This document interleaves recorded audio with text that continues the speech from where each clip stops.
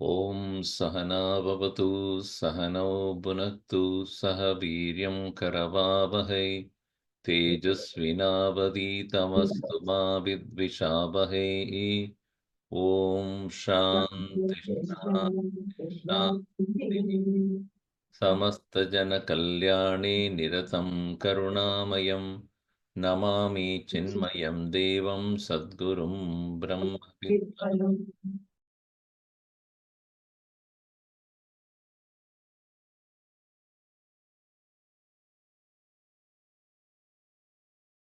Explain Dharma, Artha, Kama, Moksha. Is this progressive stage? Can someone go from Dharma to Moksha? They are called Purusharthas. They are called human goals. Because only human beings can think of doing the right thing. All other living beings live instinctively. Human beings alone can give intelligently. Supposed to. Instinctive living is sense-based living. Intelligent living is depending upon the knowledge and what is learned through experience. Dharma, at a broader level, is the nature of things.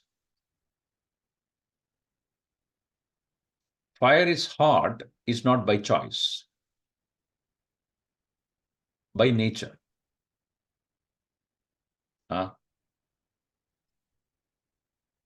Wind moves. Again, it's nature. So too, we have to ask this question, what is my nature?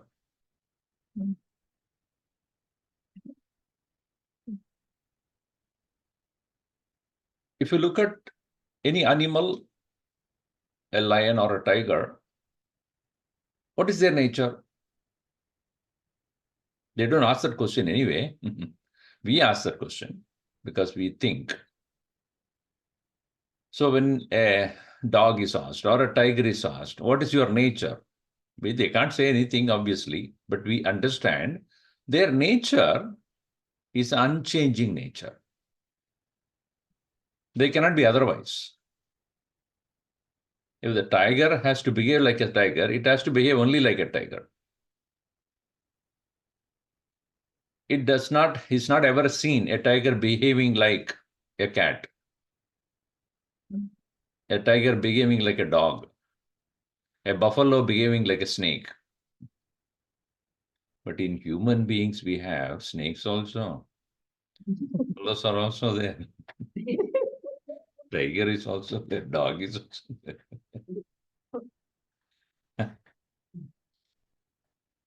But what is my nature if a human being has to ask that question to oneself? One would know that what we are looking for uncompromisingly is what I am. And commonly, all of us are looking for happiness, not short term, longer term, longest term, eternal. Nobody in this world is not looking for it. First one. And let's say not in any particular order, but yes, we can keep it that Anand. Atyanta Sukham. Eternal. Secondly, nobody wants to die. Right? So Amaratvam. Amaratvam means beings always there. Sada. Sat. So that's called Satyam. Being there all the time. Third one is nobody wants to remain unintelligent or unknowing. In some field or the other, they should be engaging in knowing something, even if it is limited. Let me give an example. If you tell someone, I want to tell you something, but not now. You add it. Why not now? Tell me. No. Okay, I'll not tell you. Huh? You have to tell me. Now, why is that curiosity to know? And earlier, if I have not told you that I want to tell you something, you would not have bothered. Moment I tell you, actually, I want to tell you, but I decided not to. What is it? No, I decided not to. I told you. You should have told me that not to tell me about that. But you told me that I should know, and then you are not telling me. Why? That means what? There is always a curiosity to know. That is called Chitt. So our nature is, human nature is Satchidananda. So what is Dharma? Dharma is, what is the nature of anything? Agnihi, Agnehe, Ushnaha, Swadharmaha. Pavanam, Vayoho, Swadharmaha. In this way, we can go on. Manushyasya narasya swadharmaha Satchidananda Lakshmanaha. So being, knowing, and happy. Now, having understood this, all of us in some way or the other, we are doing something to accomplish this.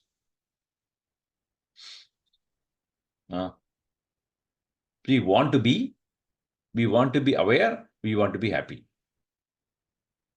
But to the extent we know about how to do things, how to get these things, to that extent we engage. For a child, a young child, say 3-4-year-old, what is Ananda for the child? Toys, games, video games. Little older, friends, hanging out with their friends. Much older than that, dance, pub, party. It goes on, but what is being pursued, Anand?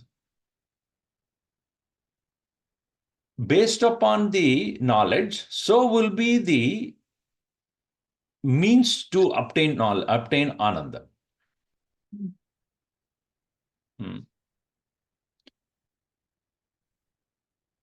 So, Dharma is the Parama Purusha. This is the Pradama Purushartha. Doing what makes me accomplish my nature or to retain my nature. So, this is one meaning of Dharma. When it comes to society or community, family, etc., the Dharma varies. They are called Vishesha Dharma. What we have seen that Swarupa Dharma, then comes Vishesha Dharma. Vishesha means special duties. They are also called Dharma. Gita covers both. Vishesha Dharma is of two kinds. One is Sthiti Ashrita Dharma. Ashrama Ashrita Dharma. Meaning which stage of life you are. If you are an unmarried person and pursuing your professional knowledge, then your dharma is defined as study, acquiring knowledge, enhancing your qualifications, learning new skills. These are all Vishesha Dharmas of that particular sthiti, stage of life, ashrama. Then second is Grihastha. When a person becomes married, so then that person is responsible for his part of the family or his side of the family, and then family of his or her spouse, and the related society. where he or she lives. As a couple, they are living. Then their children, right? Children's education, their well-being, parents' well-being, one's own well-being, all that come in. Grihastha ashram. There are so many other additional duties with respect to family, then society, extended families, professional responsibilities. So those are all defined, right? The third stage is what is known as Vanaprastha, where a person is retired. So at that stage, what are the dharmas? There it is more of letting go of one's social and domestic responsibilities and more inclined towards study, reflection, satsanga, puja, upasana, meditation. That is how it is defined in Hindu faith or Hindu dharma. Then comes the last stage, it's not sannyasa, it's for moksha. Especially one gets prepared for moksha. Ready to let go the entire, all responsibilities, all possessions, completely detached from worldly affairs, exclusively spending time in solitude and all that. So this is the fourth stage. This is called ashrama dharmas. Ashrama means stage. Now, when we take up first two stages of life, brahmacharya and grihastha ashrama, there is varna based dharmas are also there. Varna means which societal category you belong to. Societal category you belong to. What we call it as caste, but let's not use that word because it is often misunderstood. Based upon your knowledge and skills, you will be taking up certain field of profession. In that profession, there are dharmas.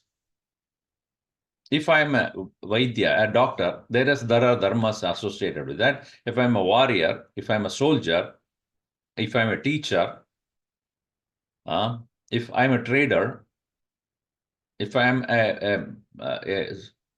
what do you call, agriculturist, if I'm a journalist, if I'm a singer, if I'm an artist. So based upon that, what you should do, what you should not do. In all these things, what is most important is that you do all this to finally reach getting prepared for sannyas, really speaking, which is only exclusive for moksha, the final Purushartha. So during the brahmacharya, you get ready. During the grihastha ashrama, you have two important pursuits, artha and kama. Acquiring wealth and spending it wisely for your and immediate kith and kins, their pleasure, plus making yourself useful to the society in which you live.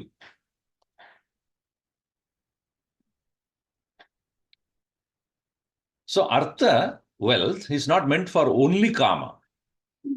Artha is also meant for building up relationship with people, doing good to the society also. So now you understand what is dharma. And artha is wealth or any resource that you can create out of your work for personal and social growth. Kama allowed. In Hindu Dharma, kama is not shunned. Based upon which stage of life you are, indulgence is allowed, but not overindulgence. Brahmacharya ashram does not allow kama. Only grihastha ashram allows that. And in Vanaprastha, you are to reduce it, and sannyasa totally renounce it. In sannyasa, you renounce both artha and kama. In fact, in sannyasa ashram, even you are renouncing our dharma also. Which dharma? Vishesha dharma. That is relevant to your other stages of life and related to your profession. So this is how Hindu society was given a broad picture of life. Finally, all that said and done, one has to aspire for moksha, liberation, through the guidance of the Guru and through understanding their teachings. And thereby one reaches the stage of sannyasa and moksha. Now, the question is, can someone go directly from dharma to moksha? Yes. If the brahmacharya stage itself, one is ready to let go of the other two stages, where one is not interested anymore in artha and kama, then such a person engage in dharma in such a way to purify the mind and directly go into moksha without having to work for acquiring wealth or indulging in pleasures. This is what Shankaracharya had given as a means for those people who are aspiring for directly to moksha from the stage of brahmacharya. All right, is that clear?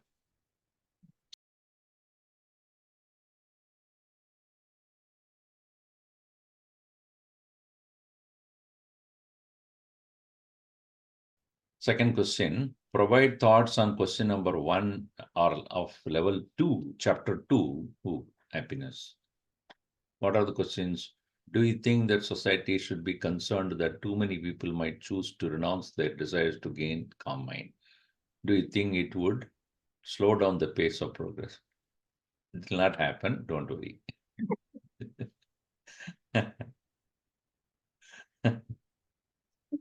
Bhagavan takes care of it.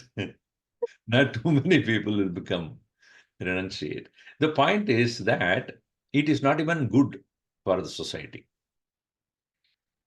That is the reason Hindu Dharma does not advocate sannyasa at the beginning stage at all. Even in the Taittiriya Upanishad, etc., we find after the student has studied, the teacher says, now go back and take up the profession which you belong to, your family belong to, continue until the stage of sannyasa, and then you proceed with for the moksha. All right.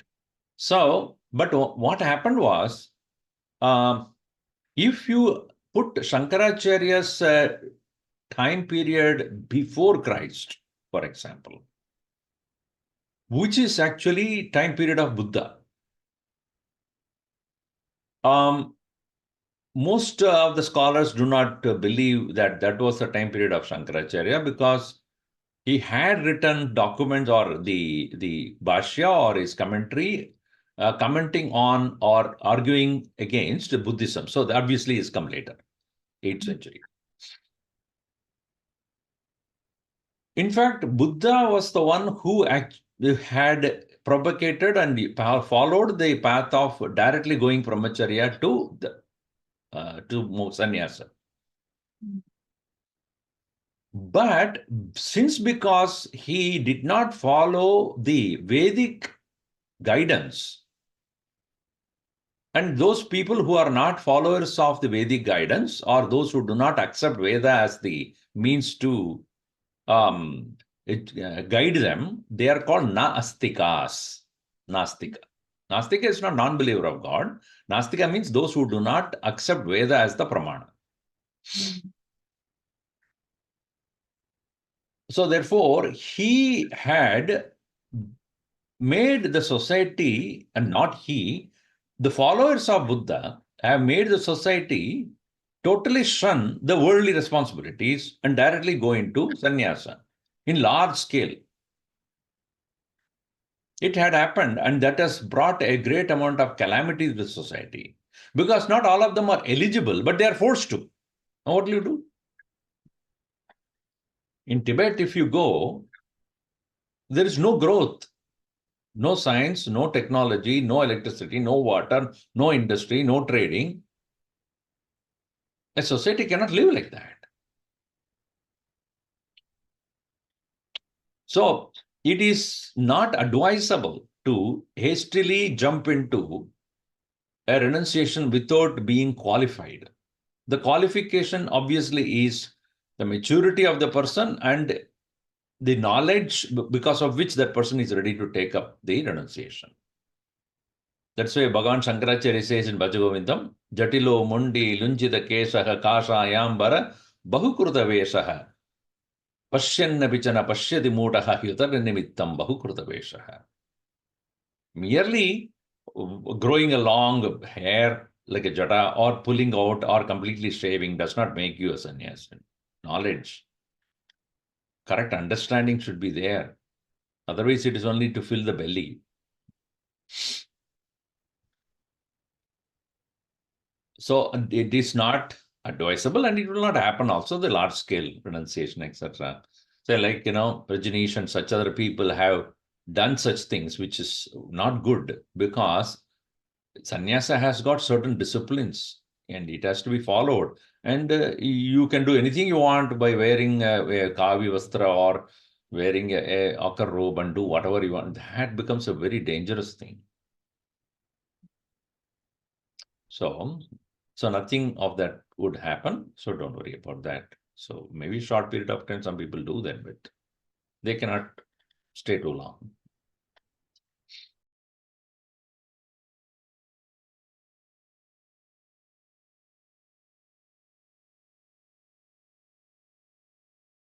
Near one to explain. Could you explain more? I'll explain the eliminating aspect. Conditioned consciousness, chitta, one of the four components of the subtle body.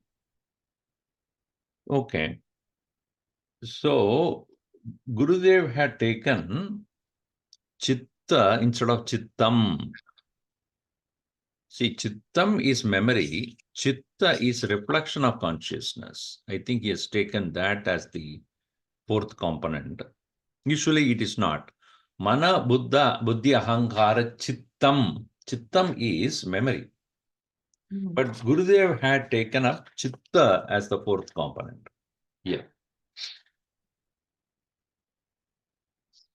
Let us see both, so that we understand this. Now, there is a big discussion on this in Dakshinamurti Stotram. I'm not going into that, but give you a little bit of it.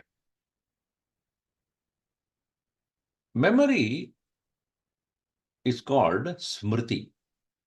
It's otherwise known as Chittam. Is about recollection of an experience earlier happened. Simple, very simply put. And now, when I experience anything, the object of experience and the experiencer both should be present. Please follow carefully. This is a very important point. जो अनुभव करता है, जो वस्तु अनुभवित वस्तु है, both should be there. Right? If I'm looking at a flower and enjoying its beauty, I should be there as an enjoyer, bhokta, and the object of enjoyment, the flower. Then, when the object of enjoyment is not there, I recollect the experience of it. So when you recollect or remember, the object need not be there. Correct? Yes. That is called as memory. Now,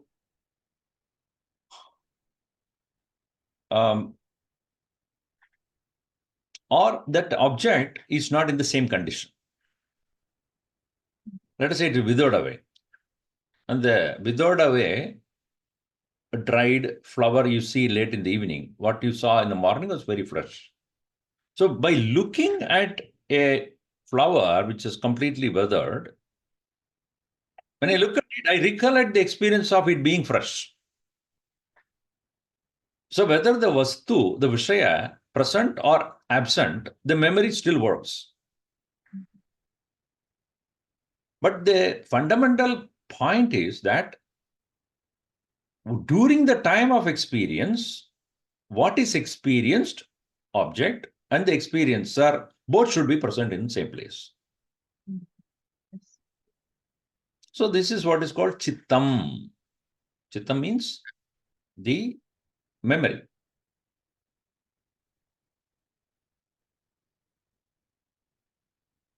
Why I am bringing this is,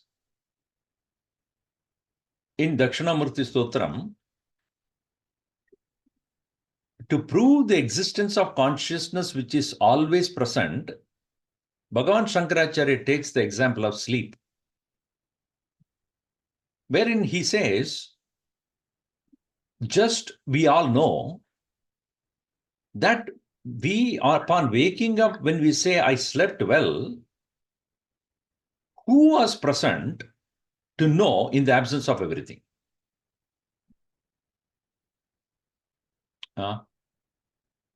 Mind was not there, because you are not thinking or emoting.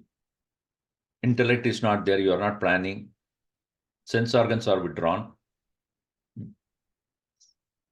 And world is not there, because sense organs are withdrawn, world is not there. Body awareness is not there. You're not aware about your own breathing also. So, Annamaya, Pranamaya, Manomaya, Vijnanamaya, all the koshas are absent. Absent means not functional at that time. Now, but when you wake up and say, I slept well, what are you referring to? What are you referring to? An experience. Who experienced? Sense organs did not experience it because they were absent. They were withdrawn. Mind was not there. Intellect was not there. World is not there. Then, so the Buddhist view is there is nothing called Atman. They want to deny that. I mean, I'm not going into why they denied, how they denied, etc. That is totally a different argument there. But they deny existence of, because they do not want to. They are not those who believe in eternality of anything. Shanikavadin or Shunya. Shanika means momentary. So, but Vedantin says, no, Atma asti sada asti ad nitya vastu. It is eternally there, always there. It never withdraws itself. Now, to prove that, they say, Vedanti points out that, yes, it was recollected that I slept well. That only shows there was Atman was present, which is never absent, even in the time of sleep, which is recording the absence of everything. Just like an object is experienced and the experiencer of the object was also present. Without that, later on, the experiencer cannot say about the experience.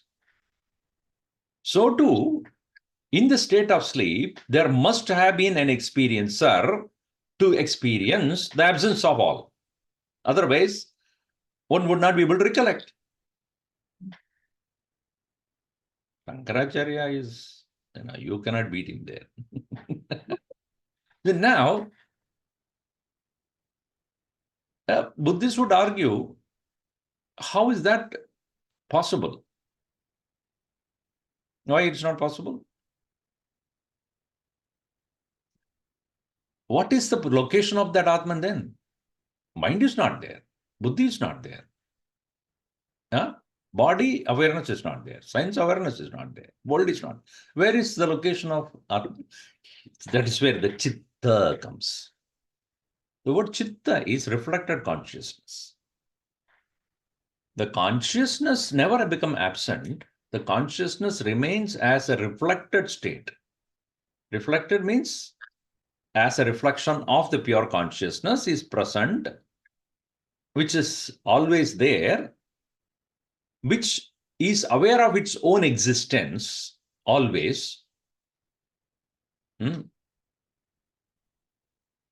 that records the experience of absence of everything, and that is recollected upon waking up.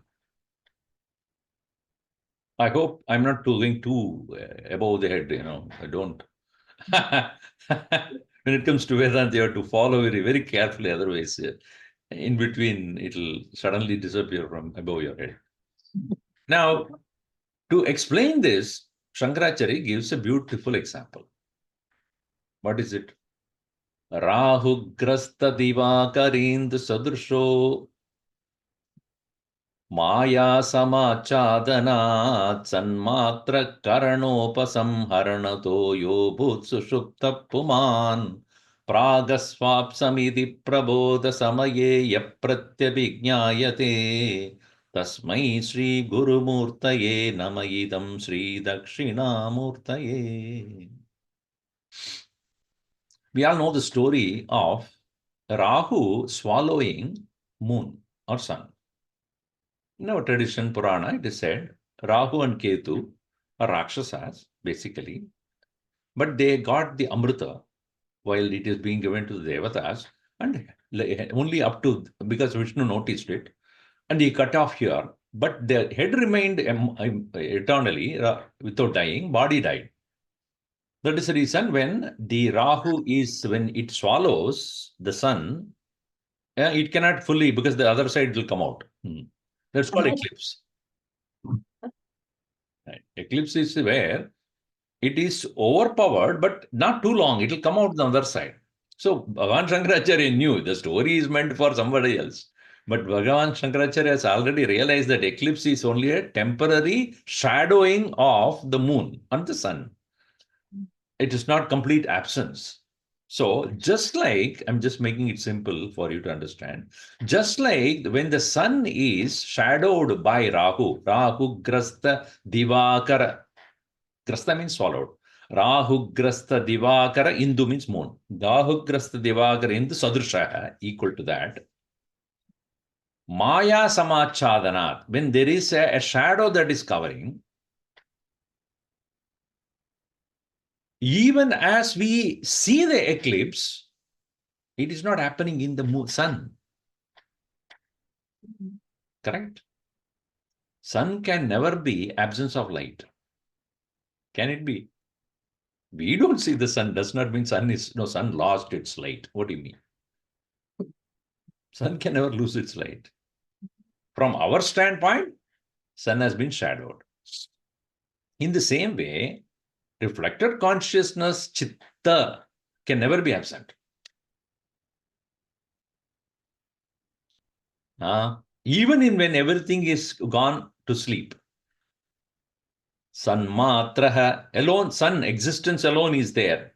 Karana upasamharanataha, meaning all the sense organs, mind, intellect, everything is withdrawn. Yo bhut sushupta puman, one who becomes gone into the state of sleep. All right. Pragasvapsam, I slept very well. Iti prabodha samaye, when he wakes up.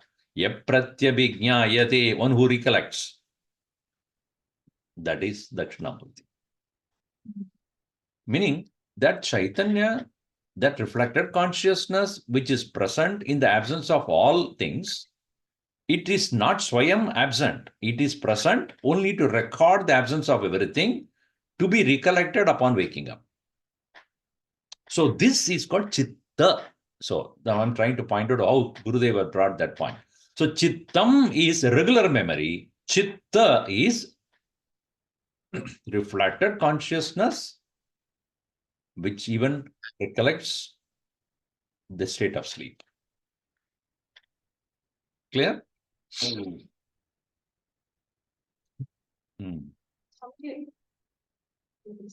But why, rather than calling it consciousness, why are we calling it reflected consciousness? Come again, it's not clear. Closer. So, you were saying, instead of saying consciousness is aware, even when we see it, consciousness is. That's why it's called conditioned consciousness. Uh, Reflected consciousness, reflection at the media of reflection is limited.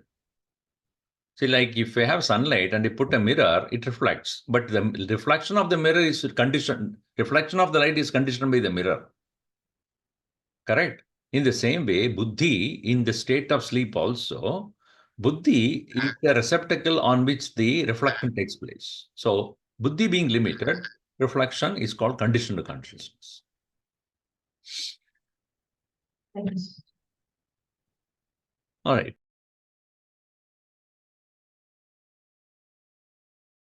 Intellectual sheath is more powerful than mental sheath. Why is it then our daily experience we find it very difficult to follow through? Because we are habituated to follow mind, not the buddhi. Therefore, we are not buddhu. We are all buddhus only. Even though buddhi hai, buddhu hai.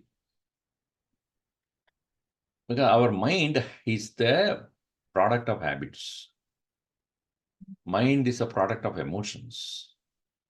Mind is a product of routines. So our routine, our habits, our product of what we have done. So that precedes or takes precedence, so to say, than the decision-making ability of the intellect. बुद्धि जानता है, हम मन को मानता हूं, मानते हैं, सॉरी, बुद्धि जानता है, हम मन को मानते हैं, वो क्या करें? We understand but follow the mind. Because our emotions and habits, taste, desires, all these things are very powerful. Because when you habituated to do certain things, to change that, even when you know it's wrong, hard. That is the reason why one should follow the Guru Vakya and take that to be more important than what one's own buddhi says.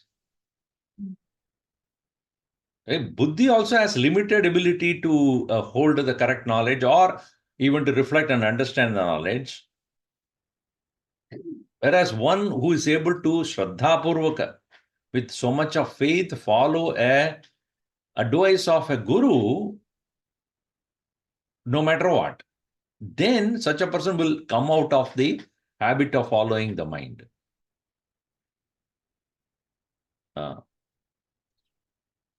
But we, in our so-called intelligence, we even question Guru Upadesh also. So then what happens? We go by habitually we go by the mind. Because there is no one who can supersede that. Buddhi bhi nahi kar sakta hai.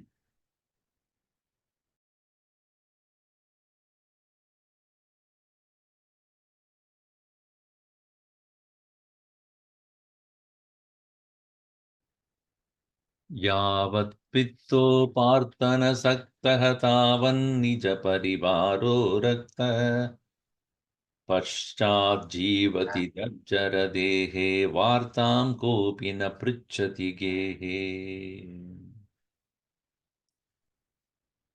So, Bhagavan Shankaracharya points out the realities of life, even though hard to swallow.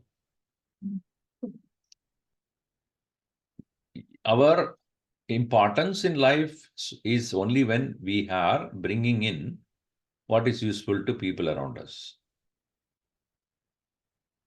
Especially wealth and comfort, if we are able to provide for our members of the family, we are important. Beyond that, when we become incapable of doing that, we become burden. Yavat, so long as.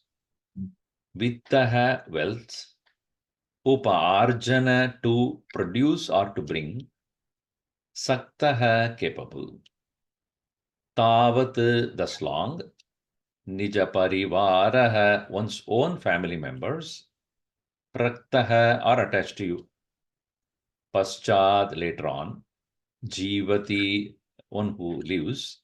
Jarjaradehe, in the body which is failing and weak.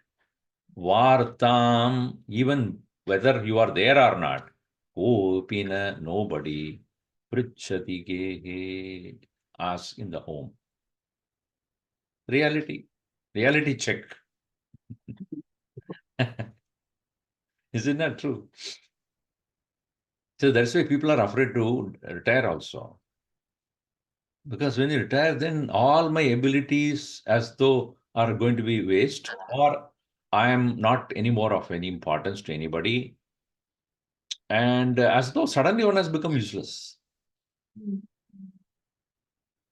So before you come to a stage of retirement, have agenda for your life. Have a purpose for your life. And follow that slowly, slowly, slowly while you are capable, able, and doing other things. Also, once when the um, body or the retirement takes place, then you know what to do. You are not suddenly in a vacuum. I don't know what to do now.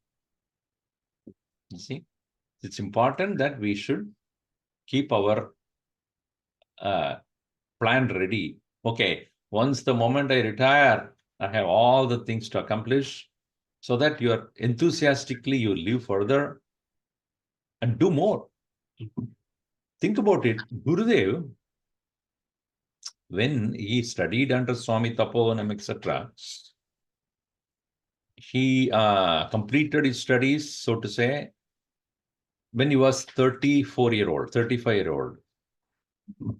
And he started to establish and talking to people, etc. Slowly, slowly, he got himself busy with so many things.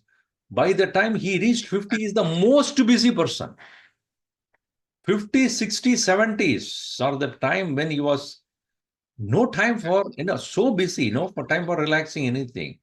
Every week he's in some place or in a different part of the world or the different countries, different places, morning till evening giving lectures. 18 hours a day was so busy. That is such an inspiration for people.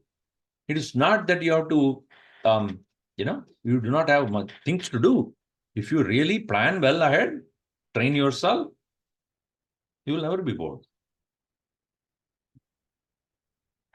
I mean, I'm just giving you an example of a person who in this spiritual path, but other fields also, when you start building up your skills and certain things you need more time to build up and experiment.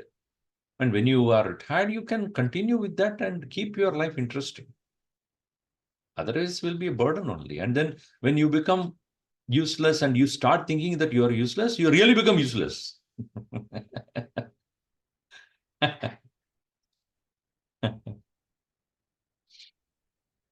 And other part of this coin is that people are selfish.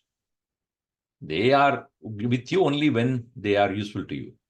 I mean, you are useful to them. Otherwise, nobody bothers.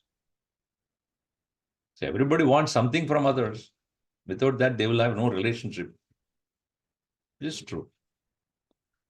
So it's not a dark picture Shankaracharya is presenting here, but reality of things. Please be aware that one should become useful to oneself and to the world around. All right. The next one. So the similar only. Yavat pavano nivasati dehe tavat pruchati kushalam gehe gadavati vayo deha paye bharya bhipyadi tasmin kaye. This physical body is being served by you and as well as your spouse, let us say. But the moment the life in this body is gone, would anybody even look at? Did anybody even touch it? They will be ready to take it, to burn it as quickly as possible. Gurudev used to say, so long as he is there in your body, you are Shiva. Moment he leaves, you are Shava.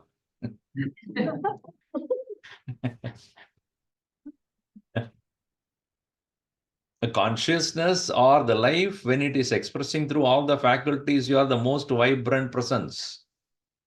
Even Einstein is a dead carcass when that life is gone.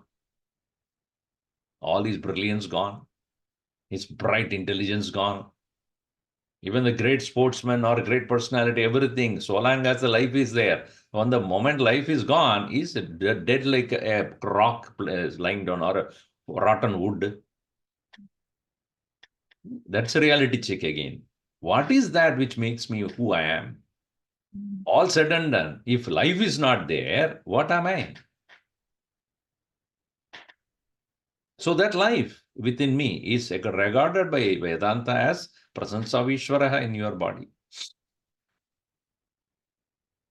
And in Vedanta, it says philosophically, it is considered as the pure consciousness present in you, functioning as you. Moment that presence is no more, the body will become a matter, perishable matter. Interesting thing, no? Within seconds, it will start perishing. Moment it is gone, right? Just it's a magical.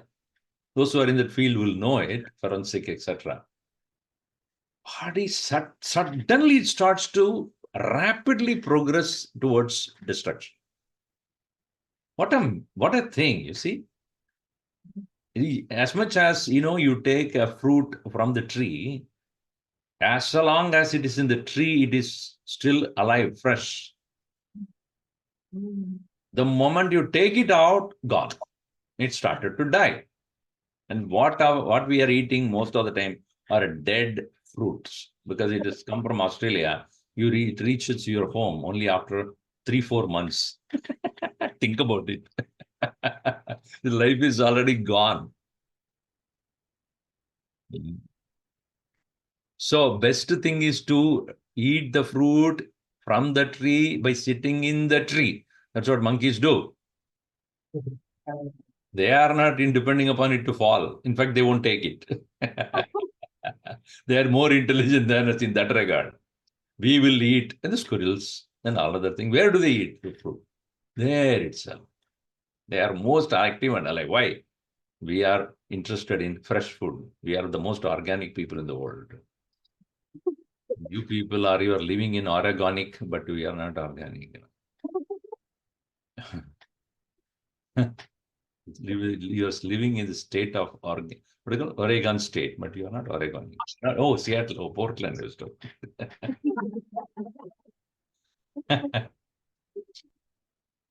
Anyway, so regard that life as sacred, regard that life as divine presence, and make the best use of presence of life within the body as the presence of God, presence of the absolute truth, and protect life, not only yours, others too. Okay, all right. Thank you all. Happy holidays.